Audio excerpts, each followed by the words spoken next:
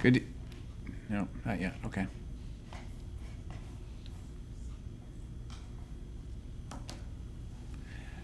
Good evening, folks. I'm Bill Kimball, the interim principal and assistant for BFA and the assistant superintendent. Welcome to tonight's YouTube Live event. We welcome you all here tonight. With me again is, and I'm going to switch it over to, we're getting a little bit of our pieces, but Leanne? Hi, I'm Leanne Wright, Director of the Northwest Technical Center. Happy to accompany Bill. So tonight we're going to do a couple of different things. We don't have any live polls tonight, and we have the chat up and going. One of the things that we learned from last time is that we need to moderate the chat. So Teresa Callan is doing that for us. And you can chat, I think it's once every 2 minutes? 3 minutes. Thanks, Dino. I should have said that Dino's here as well with us. We have some teachers as well that we'll introduce in a little bit. So tonight, if you would like to put a question in the chat or a comment, that would be great. We want to do some interaction that way with folks.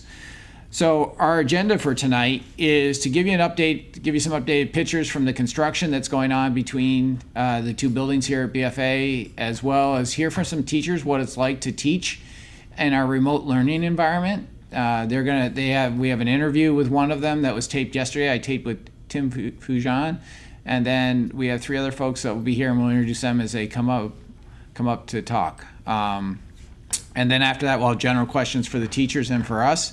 And then we want to show you some supports and remind people about some pieces that are there to help everyone through this remote learning time. Leanne, what might have I missed, or what else should we cover here? You covered it all. I think there'll be questions as we hit the topic, so I say we get going. Good. All right.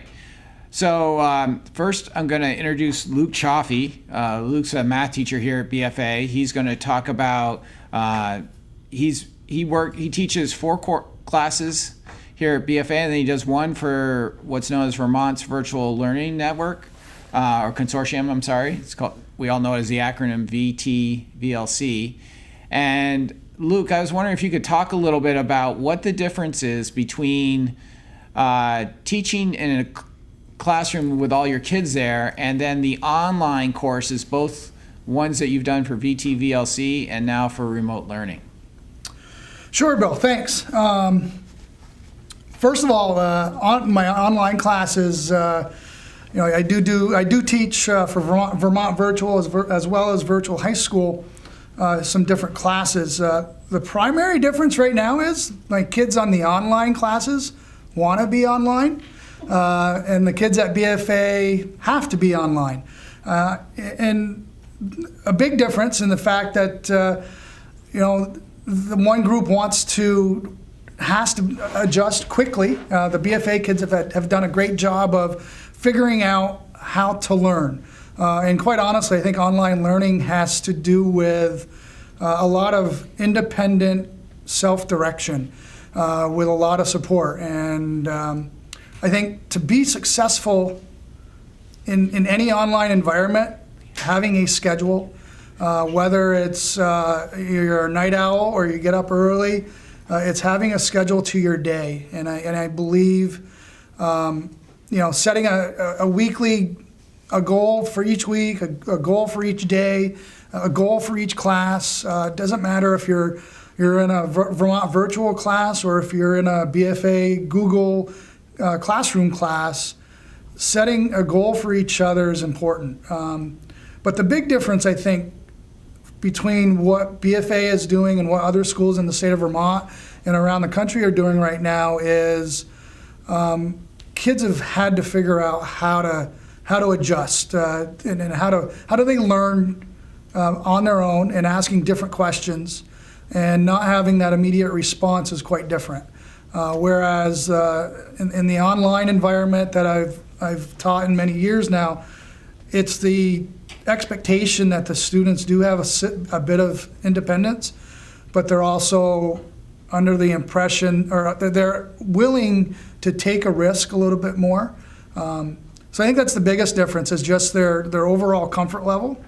But I do think we have a lot of good students taking advantage of some great opportunities. I've seen some kids here at BFA.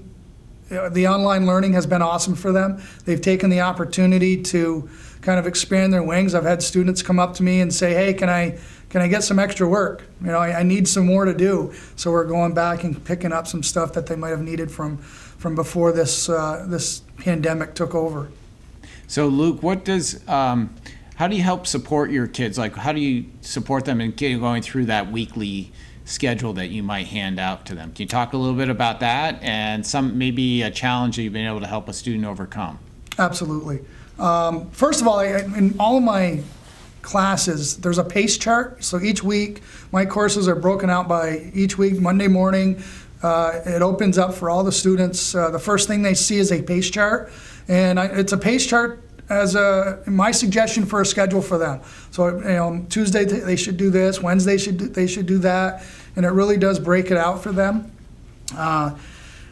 They need to adjust that schedule for them, but it's really, I think many students have found it to be a useful tool for them, so that they can just go through the list of assignments in Google Classroom and get it done. Some of the communications that you have to do, I don't care if it's whatever online environment you're in, you need to be flexible in how you communicate with kids. I've found that email does a majority of the kids, because they're finally getting used to getting and checking their email every day, or it's using the messages, the stream that Google Classroom uses that get blasted out to the class. But I've also found that getting hold of a kid's text number or contacting mom and dad on a regular basis is critical to those kids that are kind of reluctant to engage as fully as they could. But it's also making the kids responsible for that communication, because once you make that connection, it's very easy for me to continue that, but it's more important for the kids to come back and say, I got a question. Can we have a Google Meet meeting to go over something? I find myself, as we're, 3 or 4 weeks into this now, I'm having more kids welcoming the idea of having a private Zoom or Google Meet session to go over a concept or to go over a couple problems. So I think being flexible in how you communicate, whether it's text, phone, email, it's got to happen. It's got to happen on a regular basis. Thanks, Luke. That's a great kind of description of how you're approaching this. I hope you can stick around as we open it up for questions to the teachers after we get through the 4 of you. So I think we're going to shift a little gears right now and go to show you some slides that I wanted to show you at the beginning of our construction piece. We're also using this a little bit, just so you know, in our studio that we have here in the tech center, we're having to switch people around a little bit, keep social distancing, but then get everyone in place. So Dino, if you can roll that film, I'll try to do some voiceover of our construction here right now at BFA. What you see right now is Laz Skangus's rendering of what the connector will look like between the two buildings.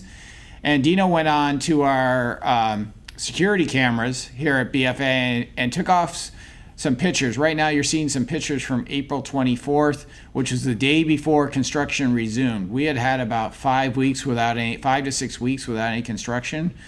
We stopped on March 25th, and you're seeing what those pictures looked like the day before they resumed on the 25th of April. So it was about a month, so about 4.5 weeks.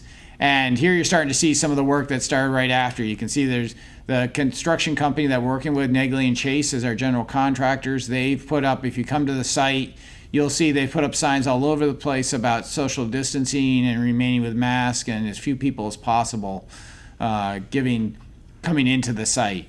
As we all heard last Friday, the governor expanded the work crew from 5 to 10, which has been great. We started working on the sprinkler systems in the gym. I think they've almost finished that. And they're working on the hallways around the gym, and they're going to be working into the tech center this year. You can see that picture that's right below my office. On the north side of the building, there's a big crater now where all the students used to walk into the north building. So once again, that's a quick update on where construction is. We're hoping to be done with the construction project using the connector by mid-October. We were hoping to have it, before we had the closure of school. The idea, and construction had to stop, was that we could finish and have it ready for the start of next school year, but that's been changed with the delay we've had in the construction work. So Leanne, maybe you can introduce our next teacher. I'd be happy to. I also want to remind you that you can pop in your questions through the YouTube chat, and Bill and I will make sure that we slide those in whenever it's appropriate. So you can pop them in now if you have questions, and we'll be sure to get to them. I would like to introduce Ashley Duncan Obin, who is our cosmetology teacher. She's also known as Mrs. A. Ashley is actually an alumni of our program, and so she knows very well what to expect both at BFA and at Northwest Technical Center. So I'm just going to ask Ashley to talk a little bit about what does remote learning look like in the cosmetology program, knowing that it typically has been an hands-on class that's been really, I can't even get my sentences out here, knowing that you use your classroom as a hands-on application day to day. So how's that transferred for you now that it's remote learning? Thank you for having me here, Leanne.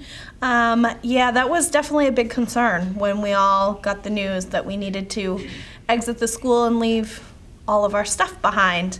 The first couple weeks, I utilized an online company called Evolve Salon Systems and really got my students listening and watching these virtual classes with fellow stylists, teachers, a bunch of different people, learning and hearing what I've already taught them, but in a different form. And I heard early on from them that they missed their mannequins, which was pretty funny to me because, in a 2-hour class, sometimes they don't miss those ladies very much anymore, but they were really missing them.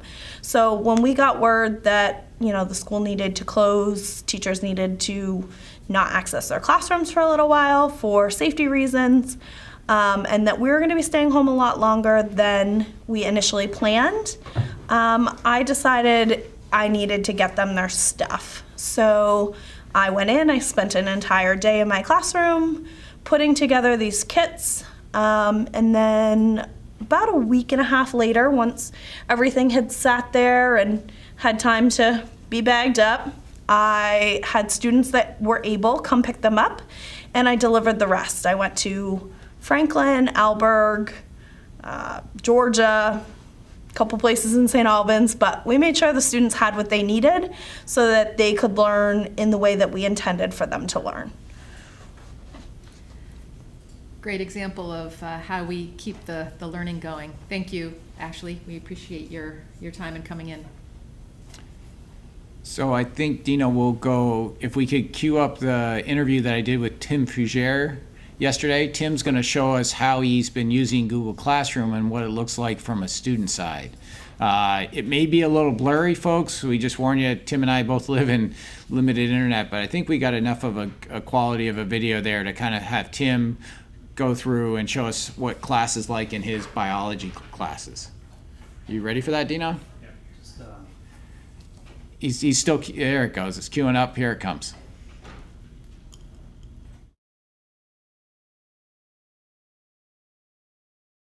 Tim, thanks for joining me tonight to take a look at what your biology classes look like. I was going to start out with, what does a typical week look like for your students? What are they working on? a typical week, either on a Sunday night or a Monday morning, they'll have a bundle of work that will be released to them through or scheduled through Google Classroom. Most of the time, it's around 4 assignments for a 2-week period. There's a variety of different types of tasks. They could be reading articles, working on application problems, watching lectures, taking notes. I always like to include some kind of a lab activity, a hands-on activity where there's data collection, and so incorporating those into it as well. Any of those labs virtual, or are they ones they can do simply at home? They either were virtual at one point in time, and I had to convert them into a take-home lab or an activity that they could do at their house, because not all the students have access to internet, and I didn't want that to interfere. We follow the green gold day schedules that are set up for the school. Yeah. So they meet, we have 2 scheduled class meetings for an hour, where there's an open Google Meet where students can log in, and the link's on the top of their Google Classroom, so it's consistent, easy to find. They log in, they ask questions, we chat, we talk about the bio, we talk about life, we talk about virus, we talk about what they need to talk about. And then they have the 2-week period to get all the assignments done. Each one has its own due date, so it kind of spreads it out over the 2-week period, but yet gives them a little accountability to make sure that they're staying with it as they go, but flexibility to be able to get it done when they need to. Yeah. So yeah, that was one of my questions, how you supported kids, and when you gave them all those assignments, at the beginning of 2 weeks, how you scheduled that out. So it's great to hear that you're kind of calendaring that out for them, but you also understand when they have life gets in their way and you need to make adjustments. Well, And that's an interesting piece, because we started out a conversation about doing online work or virtual, and it's difficult for many adults to do online classes, let alone high school students.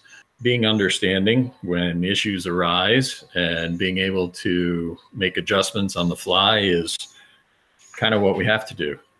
What are some of the supports besides it? We're going to take a look at your Google Classroom in a minute here, but what are some of the other supports you've been able to give kids during this remote learning time? Well, that's varied depending on the student's needs. As I mentioned earlier, not all of them have access to internet, so they may not be able to drop into a Google Meet. They have phones, so if they have the app, they can drop into Google Meet that way. Some are trying to do their schoolwork on their phone, and that's a little more of a difficult process. We do the Google Meets. A lot of students would rather work one-on-one. So instead of joining the class where there could be quite a few students in there, we'll set up a one-on-one time, and we'll have a study session with just the 2 of us, or a help session, to be able to answer their questions, and they get the more direct help that they need. Maybe we can take a look at your Google Classroom if you wanted to present that from the student view. You said you had a way of looking at that. So from a student perspective, when they log into Google Classroom, they'd probably see something like this. Yeah. Okay. So Tim, thanks for hanging in there while we got through our technical issues. Sure. Let's talk a little bit about what your Google Classroom looks like for parents so they can see this a little bit. Sure. Typical classroom set up with kind of a header on the top with the class, name of the class. On the top of them, this is a link for students and parents to click and join Google Meetings. Underneath that, under the banner, there's actually upcoming due dates and specific assignments are listed, so the students can see what's coming up on the agenda. And this is actually a stream of notifications that are sent to students and parents, either when you can see there's new assignments were posted back on Sunday, and then I created videos for labs to walk the students through an example. So that's on here. So students get those notifications, parents, you as well get those notifications and emails that are listed right there. If the students click on the classwork, it takes them to the work for that specific class. They have access to the Google Meetings right here, just clicking that link. And it also creates a calendar and puts all the due dates and information for them that way as well. I think that's great for parents to kind of see what that looks like from the student's point of view. I have two teenagers myself, one who's a junior in high school, and she doesn't like to necessarily have me look over her shoulder at what she's doing at classes, and neither does my 8th grader. So I'm not sure very many parents have seen it from the kid side. I know a lot of them are getting weekly updates. And parents can modify how frequently and what they want to get for updates with regards to that too. So that's another feature that's there as well. So one last question, Tim, before we let you go here. What's one thing that you've learned or that surprised you in this remote learning that's been a positive that you'll take into your teaching? That's an interesting question. There's probably too many to list. One of the main ones, I think, is taking the FaceTime conversations with students and being able to interact with them on a daily basis for that consistency. It really solidifies the process of learning and lets me have a better idea of what the kids are picking up and what they're struggling with. Another piece of that is when you're face-to-face, you can do a lot more than you can virtually. So you really have to streamline and strategically plan what the students are working on through a virtual setting. In the classroom, you can kind of talk and walk through those little obstacles that come up, but it's very intentional, I guess, when you're doing it this way. Yeah, good. Tim, thanks a lot for being willing to share with our parents. I know there'll be questions that come back through, and we'll share with you from our YouTube live event that we're having tonight, comments and questions we get back from the teachers. So, Tim, again, thanks for being willing to share, and have a great afternoon. Thank you, Bill. You as well.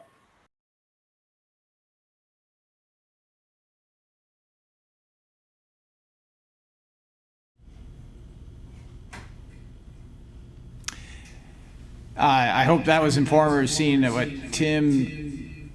students are seeing through the classroom. Leanne, maybe you can introduce our next teacher. I'd be happy to. The next instructor we have from the Northwest Technical Center is Ross Lavoie. Ross is our building trades instructor, and he is also alumni from BFA in Northwest Technical Center. And he's going to speak a little bit about the building trades program and how the online remote learning has transferred through building trades. Ross, can you speak a little bit about how students are transitioning into your curriculum? You were following a national curriculum through the Carpentry Association, and you also have that applied learning where you were working on a house at Federal Street. How are you making the transition with your students? So my students started a little rocky, but the biggest thing that helped is we run our program similar to a job, so we expect our students to be in touch with us if they're not going to be at school. So I actually had a spreadsheet of all of my students' cell phone numbers and even some parent cell phone numbers, which comes in handy, especially if we're off-site. It came in handy when we had some things in the past where we couldn't come back to school, and we're able to get in touch with parents and students that way. So being able to reach out when they weren't responding to emails was huge, and being able to at least text them and prod them. Now they've kind of transitioned into using email a little better and communicating through the Google Classroom. For us as instructors, it was a big change. Personally, I had a couple of rough experiences with online classes in college, and it was hard to wrap our heads around, but now I see us using this going forward in building trades to do assignments.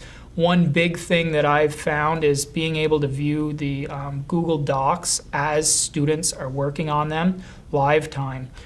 Because what I've been doing with a lot of my students is I've been pretty lenient with our deadlines, because I've been getting a lot of feedback from students that, you know, the academic things they're doing in the other building are really a lot of work for them. So I tell them to focus on the academics. I can see in live time the progress they're making on my assignments.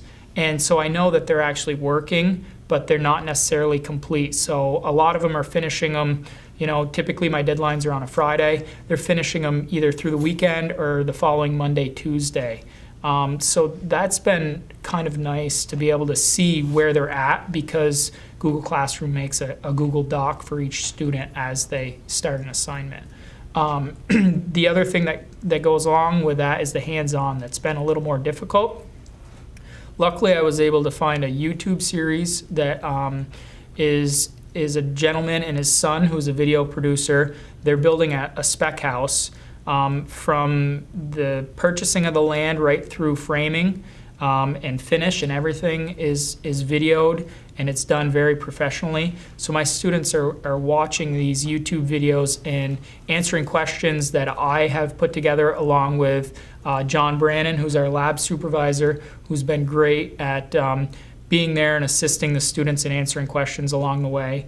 And then we have our weekly, every Wednesday is our day that my students know we're doing our Google Hangouts.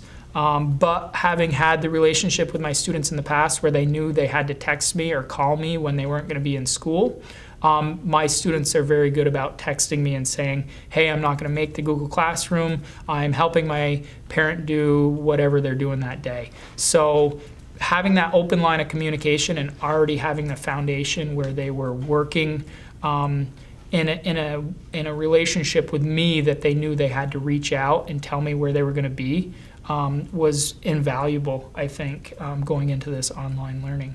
I think things are going really well. We have some hands-on projects we can send home. We have some scale model sheds that just came in that we can send to every student. But I'm also taking into consideration projects they may be doing at home.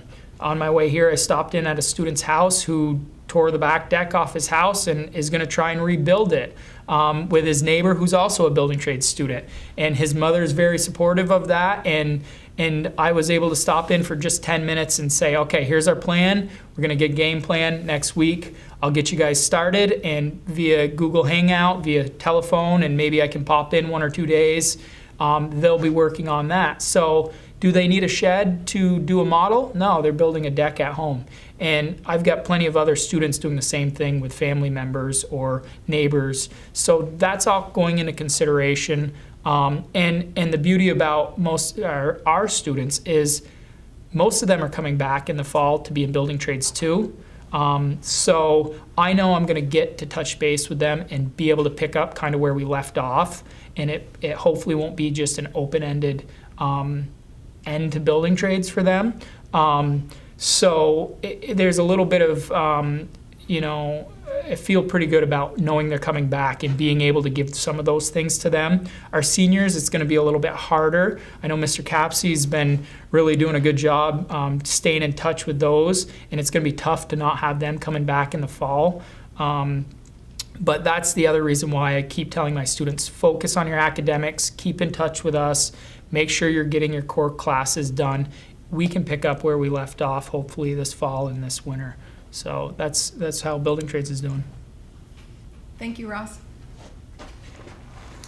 Bill, you want to head back to the chat and Yeah. answer questions that We should, yeah. And Luke and Ross and Ashley, if you guys can stick around, we may throw a couple questions your way. But there was one here about mentorships for teachers for online learning, and Luke replied in the chat while that was going on that actually the AOE has been working with, the Agency of Education has been working with Vermont Virtual Learning Consortium to put together some training that's been free for all teachers. There's been some that's been up, and there's more that's on the way, as Luke had said there. I also wanted to add that we have our IT department that is readily available for one-on-one with our instructors. They've also done some group trainings with our teachers to ensure that they have the latest tips at their fingertips. Yeah. One of the other questions here is asking about estimated time slot for getting our belongings we left in our lockers. That looks like it's probably going to be the end of this month. And we'll get more out. Please stay, as Teresa said in the comments, please stay tuned to the announcements. We'll get plenty of word out on that. Most of that's been taken care of, but it's been taking a while to get everything bagged up and get ready, and we'll have to put together a process for that. You want to do the next one you see there? Yeah. Yep. So depending on the restrictions and when they're lifted, will everyone still be in the same grade, or will kids get a do-over? I just wanted to speak to students that are not completing work.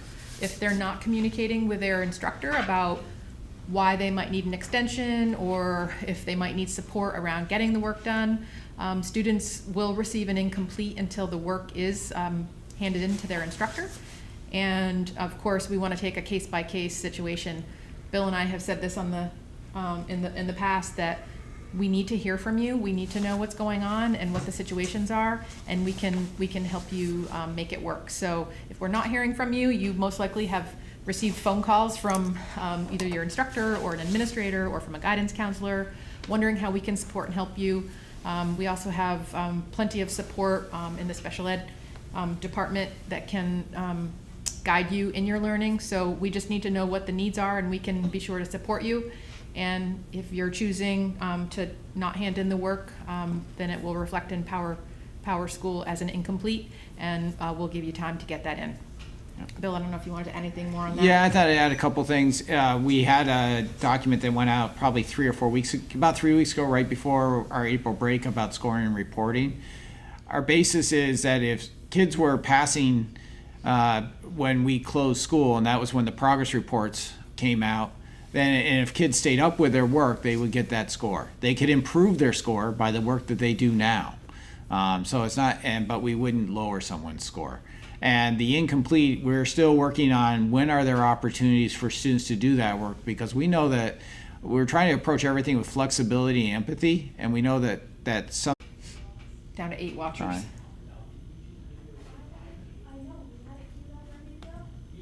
Thank you, everyone that tried to stay with us. We went right down from about 71 to about 10 watchers, but I totally understand. Sorry, we had our streaming computer crash and had to be rebooted. We're going to get that back for everyone, but wanted to get back to some of those questions. For those of you who are here, we'll actually send some of these questions out as well. Thanks for persevering through. Where the numbers are going back up, people are coming back a little bit at least. Now we're back up to at least 22. So we were having a conversation about some of the things that were out there for about scoring and reporting. We have, our piece that we're trying to do is encourage everyone to stay active in learning, and that means handing things in. And if you do that and you were passing before at progress time, you'll remain passing. You can increase those scores. Your work now can help increase those scores, but not lower them. So that's where we are right now. But not doing any work means you'll get an incomplete. And I think that's what we were talking about last time. So maybe we can go back on. There's some questions here about answers to seniors agenda, and I assume that means about the end of the year. I actually today was in a couple conversations, and last night informed the board. We're waiting for tomorrow. We've heard formally from the Secretary of Education that it's definitely coming out tomorrow. Some will be in the governor's address, and some will be in some memos that come to us. When I receive those memos, I'll be sending those out to seniors and their parents, because I want you to see directly the guidance that we're given. And we'll know more tomorrow about what that means for restrictions and what we can do and where we're going to go. I know that it really depends on what the Department of Health is allowing for gatherings. As we all know, they just released it to be 10 folks could get together, friends and family, at this time. So we're really waiting on their piece. Leanne, have you found another question there maybe that you can tackle? Nope, there are not any more questions that I've seen that weren't specifically answered. Yeah. Would you like to do the COVID? Oh yeah. We should go back to that. Yeah. And if you folks have questions for our teachers, they stayed around, and we'd love to have them answer some for us. But we wanted to show you again, just remind everywhere where our information is. So if you go on to the BFA, and I know it's on the Northwest Tech Center too, right, Dino? Yep. There's a direct link to our COVID page. Dino, maybe you can show that, and then.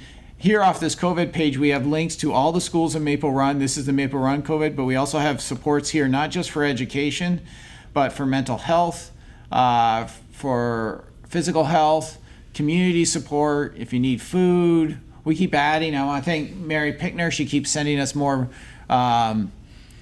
brochures that are coming out of the health department for us to post up there, a lot of mental health supports for students. So there's a lot of good things on there that can help you.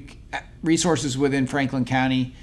We know folks need things, and I know just today I was here when families were picking up meals, and it was great to see the meals going out and supporting folks. So that's still going. That's going through the end of June. We're planning on that. Leanne, what else could we tell them about for some of the supports? That's really the place to get all of the information. It is updated daily, and as any correspondences come out, either from myself or from Bill or the district, it is placed in there specific to the topic. So that is the best place for the update. And I would say, in addition to email into your Green and Gold newsletter that goes out, I think the communication has been excellent. So yep, and that's by saying that, Leanne, you reminded me of a good piece for a reminder we need to talk about. Is this week we sent out a survey to parents and students. As of this afternoon, we had about 400 replies, which is great. I mean, that's unbelievable response rate. Usually a response rate, if you get over 20%, is excellent, and we're well over that. We have some questions that are similar across all schools, or the same, actually I shouldn't say similar, but the same questions across all schools in Maple Run.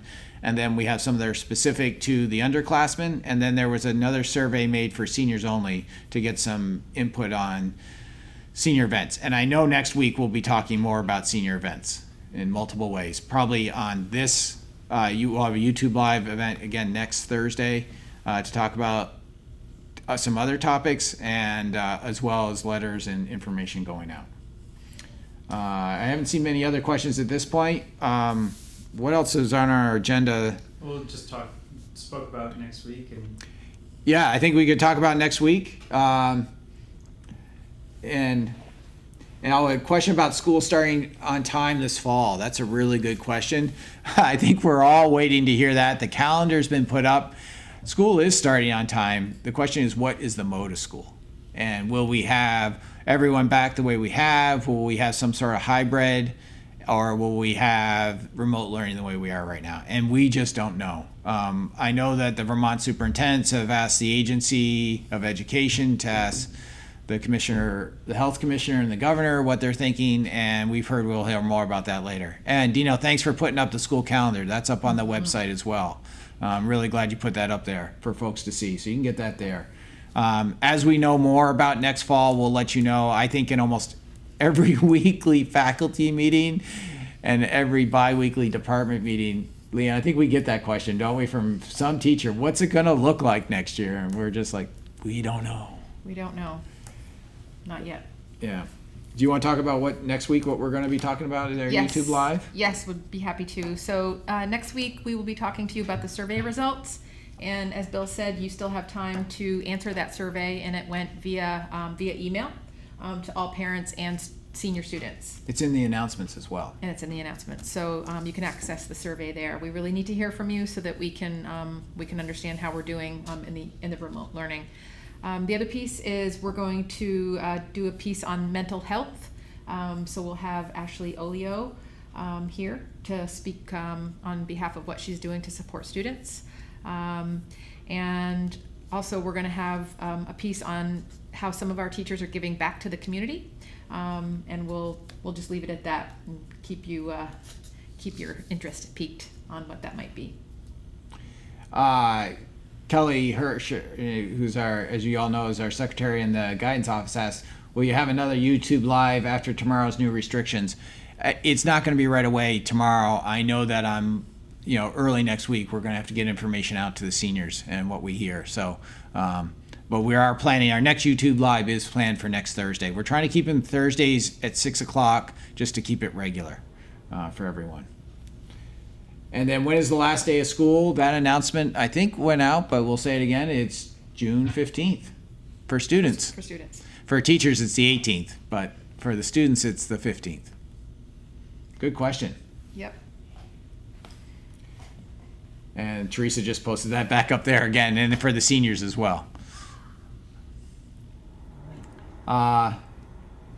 Mary Pickner made a good comment. We've heard the Commissioner of Health say this too, that loosening the restrictions is going to take time. It's going to take more time to get out of the restrictions than it took us to go in. Any final thoughts, final words? As Dino said, we're going to post this recording as we always do. It may take a little bit to splice it together between the two different videos, but we'll get it done. Perfect.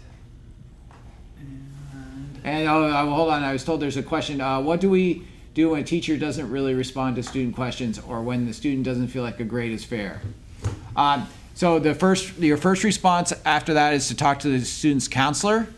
And if you can't get a response from there, please talk to the administrators. I've had a few teachers come to me, and a few family members and students. I actually really appreciated one student last week that came to me through her counselor, and the three of us met and talked about some issues, and we worked them out.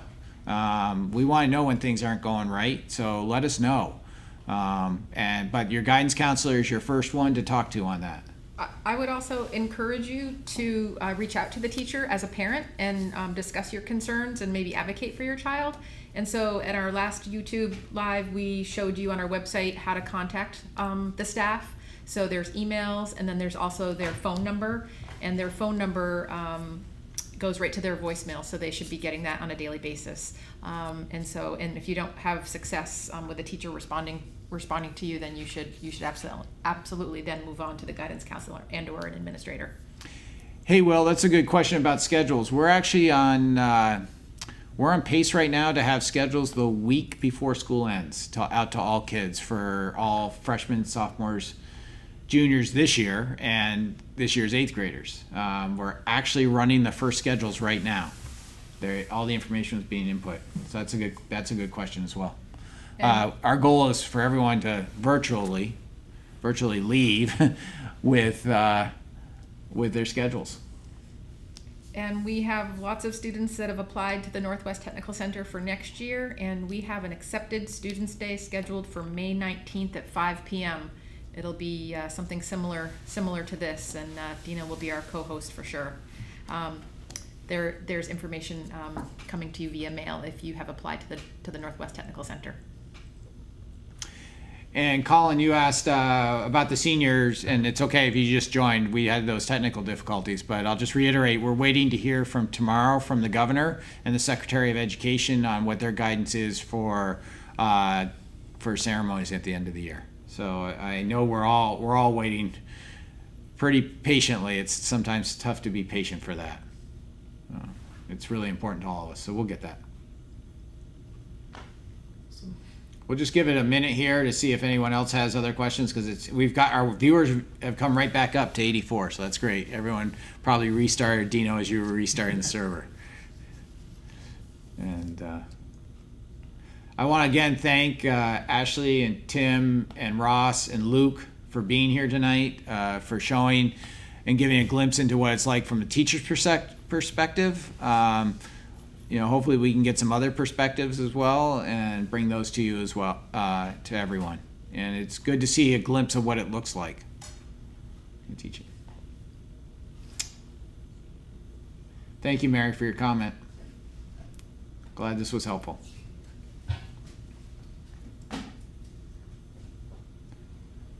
Well, I think we'll sign off. Once again, thank you so much for joining us tonight.